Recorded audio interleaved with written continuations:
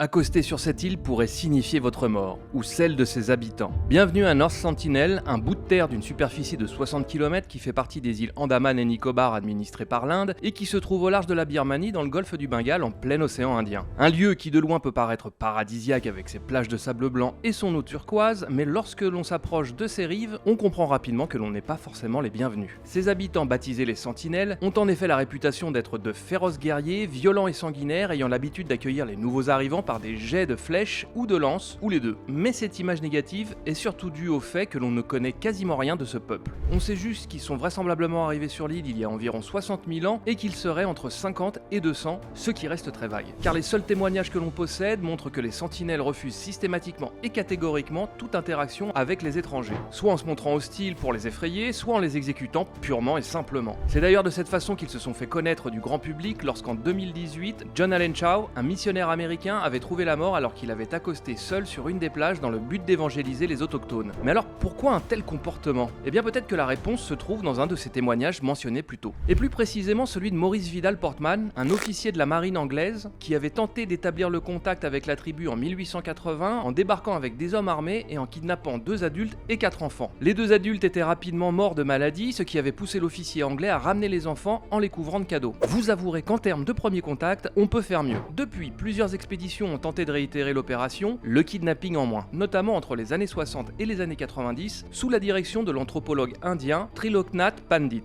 Mais le résultat était toujours le même, agressivité et jet de flèches. Jusqu'à ce jour de janvier 1991, où la tribu décide d'aller à la rencontre des scientifiques indiens. Pourquoi ? On ne le sait toujours pas aujourd'hui. Peut-être que leurs provisions se faisaient rares et que cette fois-ci, les vivres apportés par les étrangers étaient les bienvenus, ou alors, peut-être que cela était dû à la présence de Madhumala Chattopadhyay, la première femme à avoir pris part à une de ces expéditions. Elle avait pu elle-même distribuer des noix de coco aux membres de la tribu, et lorsqu'elle s'était retrouvée dans la ligne de mire de l'arc d'un jeune sentinelle, une des femmes indigènes présentes avait poussé le guerrier pour dévier son tir. D'autres expéditions se sont ensuite succédées jusqu'en 2004, et le comportement des sentinelles est resté le même. Méfiant, mais pas hostile, à condition qu'une certaine distance soit respectée. Depuis, l'Inde interdit toute tentative d'approche de l'île sauf pour les expéditions scientifiques, dans le but de protéger les étrangers, mais surtout afin de protéger les sentinelles. Car vivant seuls depuis si longtemps sur cette île, leur système immunitaire ne possède pas les défenses adéquates pour lutter contre la plupart des virus en circulation, et trop de proximité avec un étranger pourrait signifier l'éradication totale de la tribu.